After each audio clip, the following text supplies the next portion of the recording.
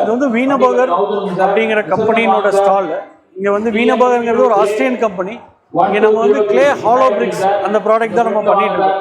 இங்கே பார்த்தீங்கன்னா இது non load bearing bricks and load bearing bricks ரெண்டு ஆப்ஷனில் இருக்குது. இது வந்து மெயின் அட்வான்டேஜ் பார்த்தீங்கன்னா ஹீட் உள்ளே வராது. இப்போ நார்மல் செங்கல் வாலோடு இதை கம்பேர் பண்ணும்போது இது ஹீட் உள்ளே வர்றதுக்கான வாய்ப்பு இல்லை. அதே மாதிரி பெரிய பிரிக்காக இருக்கனால ஒர்க்கு ஸ்பீடாக இருக்கும். ஜாயின்ட்ஸ் கம்மிங்கனால வந்து உங்களுக்கு மெட்டீரியல் கன்சப்ஷன் கம்மியாகும். இதுதான் இந்த ப்ராடக்ட்டோட மெயின் அட்வான்டேஜ்.